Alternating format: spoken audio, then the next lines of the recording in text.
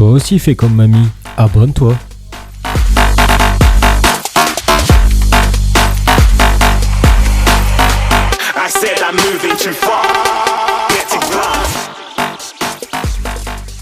Bonjour à tous, aujourd'hui on va parler d'un détecteur de présence qui va vous coûter entre 5 et 10 balles, pour pas dire 7 balles. En sachant que le détecteur est vraiment tout petit, donc il est vendu avec plusieurs connecteurs, on en parle un petit peu plus tard. On va utiliser Tosmata, puis on va transmettre les informations en MQTT et on va imprimer un boîtier en 3D en forme d'usine à gaz. Allez, à tout de suite. Et voici le LD2410. C'est un détecteur à micro-ondes qui sert à mesurer la distance entre le détecteur et le corps humain. Il va également servir du coup de détecteur de présence et non pas de détecteur de mouvement. J'ai bien dit présence. Comme vous pouvez le voir, il est vraiment très petit. Je vous le compare à un câble USB. Il est vendu avec des pins déjà soudés ou sans pins soudés. Pour ceux qui ont des compétences particulières en soudure, je vous conseille de prendre 100 pins. Pour ceux qui ne savent pas souder ou qui ont beaucoup de mal à souder, je vous conseille de prendre les connecteurs fournis avec le LD2410 parce que les connecteurs sont vraiment petits.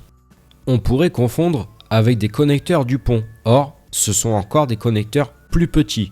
Prenez donc avec les pins soudés, puis prenez le connecteur fourni avec. Pour ma part, je suis pas trop mauvais en soudure, puis j'ai pris quand même avec les pins déjà soudés. Je le regrette encore. Ça a été assez compliqué de dessouder les pins pour pouvoir venir souder mes fils. En sachant qu'il faut des fils très fins. Oubliez le câble Ethernet. Et voici ce à quoi vous pouvez prétendre une fois que vous avez soudé vos fils. Bon, pour ceux qui prennent le connecteur avec les pins, ne vous embêtez pas à cela.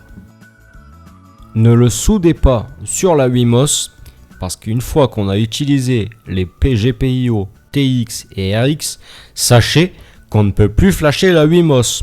Je l'ai appris à mes dépens.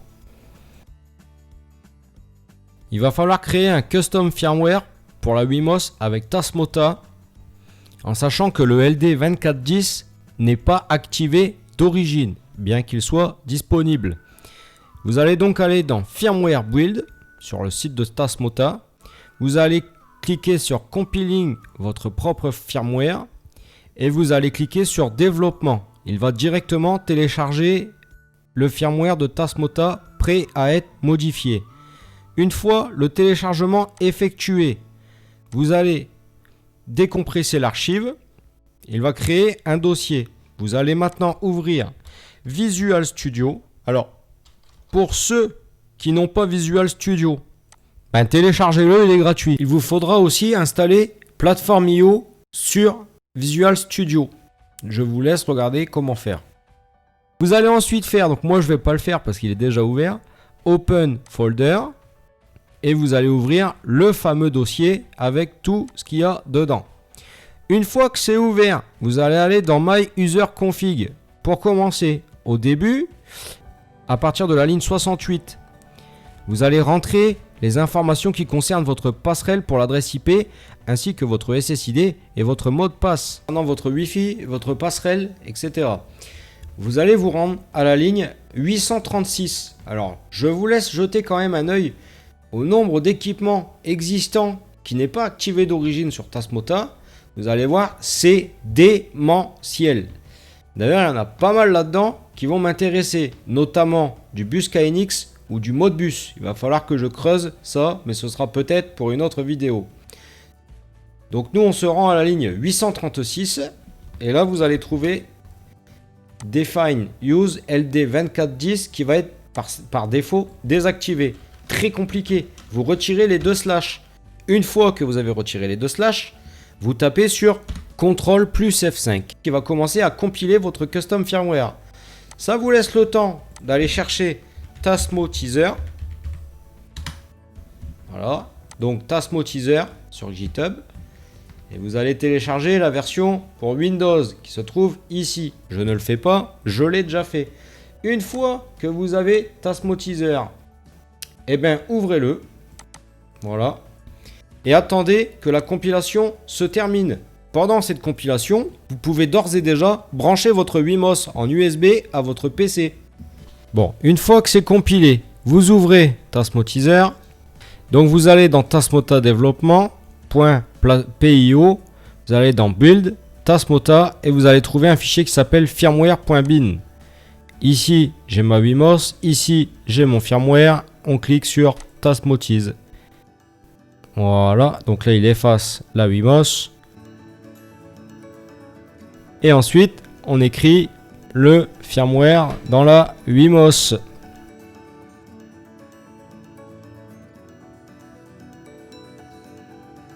Si jamais vous n'avez pas rentré votre SSID, allez dans Send Config, rentrez votre SSID et votre mot de passe.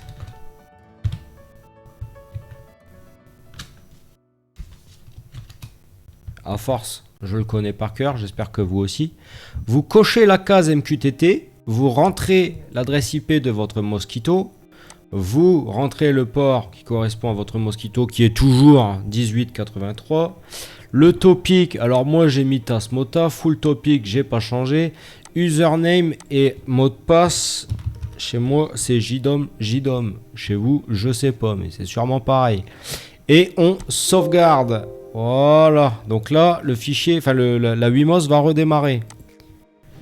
Bon, on va aller vérifier ça tout de suite. Alors moi je connais déjà l'adresse IP sur laquelle il est. Sinon je crois il y a un utilitaire ici qui fait getIP, vous voyez, pour pouvoir trouver l'adresse IP de la bébête. Une fois que vous avez l'adresse IP, vous allez aller dessus.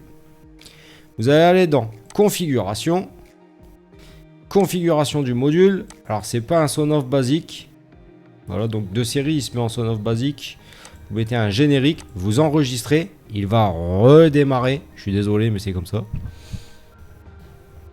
Vous allez sur menu principal. Ah, bah ça y est, il a redémarré. Configuration du module.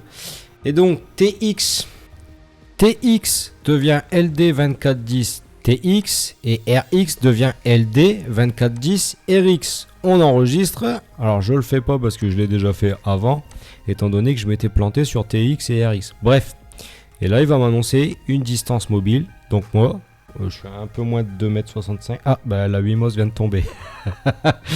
Voilà, donc je suis là. Il voit bien que je suis là. Vous voyez, je bouge pas. Si la distance est de 0, bon, bah il n'y a personne. Si la distance est plus grande que 0, bon, bah il y a quelqu'un. Pour brancher le LD2410 à la Wimos, le VCC va sur le 5 volts. Le GND va sur le GND.